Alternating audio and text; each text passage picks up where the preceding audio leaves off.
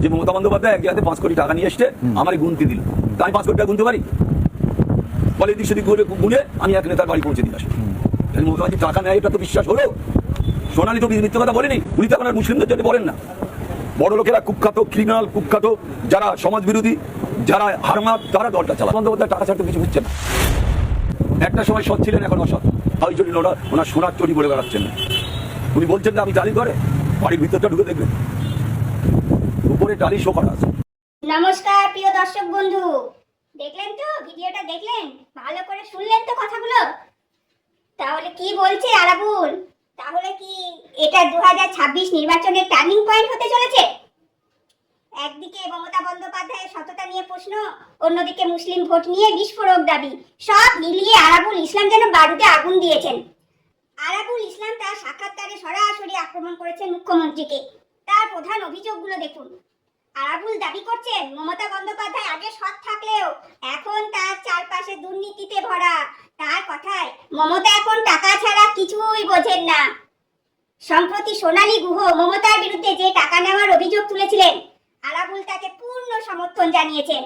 তিনি বলেছেন সোনালী গুহ একদম ঠিক বলেছেন, প্রমাণ চাইলে তাও দেওয়া যাবে। আরাবুলের আক্ষেপ, মমতা তাকে গাছে তুলে মই কেড়ে নিয়েছেন, অর্থাৎ রাজনৈতিক স্বার্থে ব্যবহার করে পরে তাকে বিপদে ফেলে দিয়েছেন।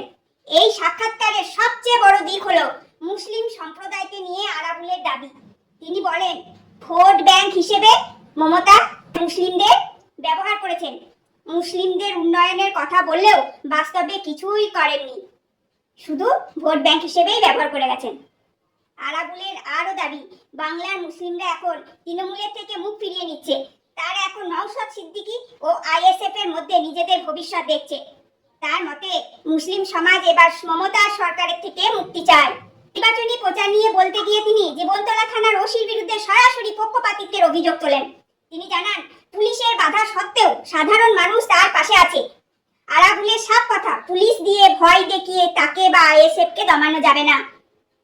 বন্ধুরা, আরাবুল ইসলামের মতে একজন পুরনো অভিজ্ঞ নেতার এই দলবদল এবং মুখ্যমন্ত্রীর বিরুদ্ধে সরাসরি দুর্নীতির অভিযোগ আনাটা বিশেষ তাৎপর্যপূর্ণ।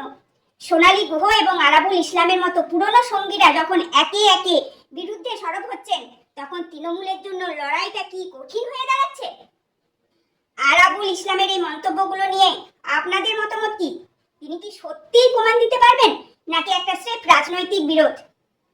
কমেন্টে আপনাদের মতামত জানান। আর সবশেষে বলবো যে এবারে ভোটটা কিন্তু ভেবে চিন্তে দেবেন। যারা ওনার সাথে থেকেছেন, কাজ করেছেন, তারাই যদি বলেন যে উনি সততার আর প্রতীক নেই, সততার একটা মূর্তি তৈরি হয়ে গেছে, তাহলে আমরা সাধারণ মানুষ ওনাকে বিশ্বাস করব কিভাবে? কিভাবে ওনাকে ভোট দিয়ে আবার জয়যুক্ত করে নিয়ে আসবো? তাই সময় থাকতে আমাদেরকে সঠিক সিদ্ধান্তটা নিতে হবে। পরিবর্তন হতেই হবে, পরিবর্তন আমাদের করতেই হবে। তা না হলে এই দুর্নীতিগ্রস্ত সরকারের হাত থেকে মুক্তি পাওয়া সহজ হবে না।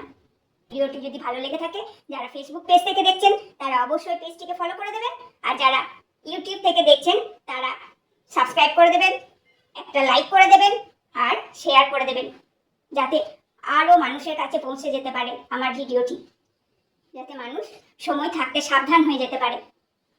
নমস্কার, দেখা হচ্ছে আমার পরের ভিডিওতে। ভালো থাকবেন।